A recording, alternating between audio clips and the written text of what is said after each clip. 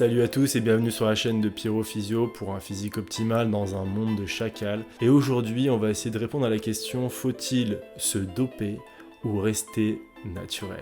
Je vais développer en me basant sur mon expérience personnelle bien entendu et sur les gens que j'ai pu connaître qui prenaient ou ne prenaient pas des stéroïdes. Première chose à signaler, je n'ai jamais pris de stéroïdes anabolisants. Bon, je pense que ça se voit, je suis pas non plus énorme et sec, mais voilà, les produits, les médicaments, les piqûres, ça m'a toujours fait très peur et j'ai jamais eu envie d'y toucher de près ou de loin. Première chose, on peut dire, qui peut faire reculer, c'est le prix. Le prix des cures, le prix des traitements, c'est plusieurs milliers d'euros. J'avais des clients qui en prenaient, j'avais des patients qui en prenaient.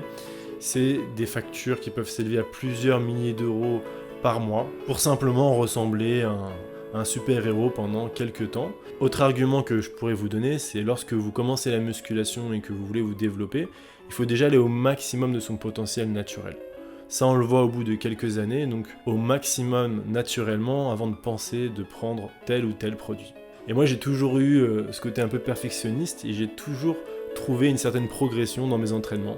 J'ai pu optimiser ma masse musculaire ou être un petit peu plus sec.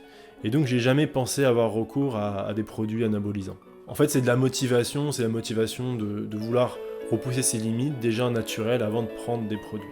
Je dis ça pour ceux qui commencent la musculation, mais également pour ceux qui sont tentés à prendre des produits. Développez votre potentiel au maximum avant d'avoir recours à des éléments externes.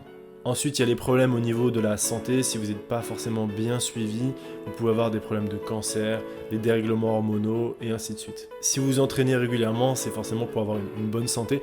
Donc si vous prenez des produits, vous allez diminuer ce facteur santé sur le long terme surtout. Et ce qu'on veut, c'est vieillir en bonne santé. Malgré les films qu'on voyait quand on était plus jeune avec Arnold Schwarzenegger, avec Sylvester Stallone qui était bodybuildé et stéroïdé, il y avait également des très bons exemples de super physique naturel. Encore aujourd'hui, vous avez des gars comme Donnie Yen, vous avez Jason Statham qui sont naturels et qui ont des super physiques. J'ai jamais été tenté de prendre des produits pour ressembler à encore plus gros, encore plus fort. Ensuite, un aspect que je déteste avec le dopage, c'est la dépendance à un produit. Vous injectez un produit de synthèse à l'intérieur de votre corps, à un moment ou à un autre, vous n'aurez pas forcément les produits sur la main pour entretenir vos cures, et vous allez devoir vous arrêter. Et là, vous allez donc perdre le physique. Ça, c'est quelque chose que j'ai vu avec beaucoup de clients que j'avais en salle de sport, qui ont des physiques qui varient énormément pendant l'année. Personnellement, quand je m'arrête même plusieurs semaines, quelques mois, je conserve une grosse partie de ma masse musculaire et je vois pas de grosses différences entre les phases d'arrêt et les phases de reprise. Sous produit, vous voyez des gars qui sont absolument énormes avec des épaules comme des pastèques et qui reviennent 1 ou 2 mois après avec des épaules qui ressemblent à des petits pois. Ensuite, il y a le côté de l'illégalité. Vous achetez un produit qui est donc illégal et vous êtes donc passible d'amende ou pire. La question qu'il faut vraiment vous poser, c'est quel physique vous visez et est-ce que vous pouvez l'atteindre naturellement ? Est-ce que vous faites de la compétition ? Ces réflexions ne s'appliquent pas du tout pour des bodybuilders professionnels qui sont dans le haut niveau. Le haut niveau, comme dans tous les sports, on sait, on recourt de manière massive au dopage. Et donc là derrière, il y a une logique, il y a une certaine légitimité à un sportif qui va se voir être en concurrence avec d'autres chargés à prendre des produits pour avoir donc un combat à armes égales. Pour une personne lambda comme vous et moi qui va travailler le matin, qui rentre le soir, avec pourquoi pas des enfants à charge et un crédit à rembourser, quel est l'intérêt de vous mettre des dettes en plus? Quel est l'intérêt de risquer votre santé? Quel est l'intérêt finalement d'être encore plus gros, d'être encore plus massif, encore plus sec que la norme, alors que vous pouvez avoir un super physique naturellement, avec un bon programme d'entraînement et avec une certaine discipline qui va vous amener une diète et un entraînement optimal.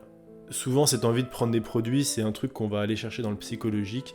C'est de la compensation par rapport à un complexe. Donc si vous n'avez pas d'objectif à haut niveau, si vous n'êtes pas acteur professionnel dans un film d'action hollywoodien, il y a vraiment très peu d'intérêt à ce que vous preniez, à ce que vous consommiez des produits anabolisants. En plus de ça, il y a un aspect social qui est assez caché, qu'on ne voit pas si on n'est pas consommateur.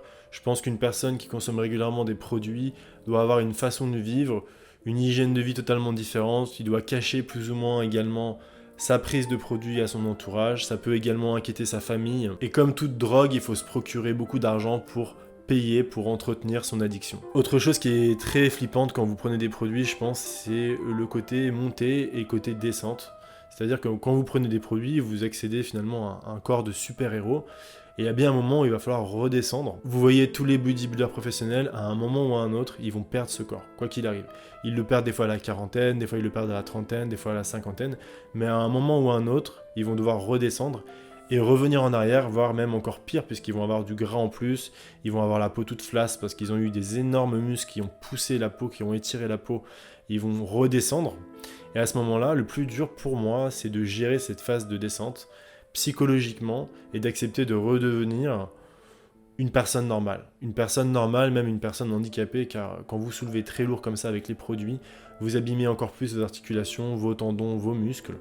Et quand vous revenez à la normale, vous devez vous sentir assez déprimé.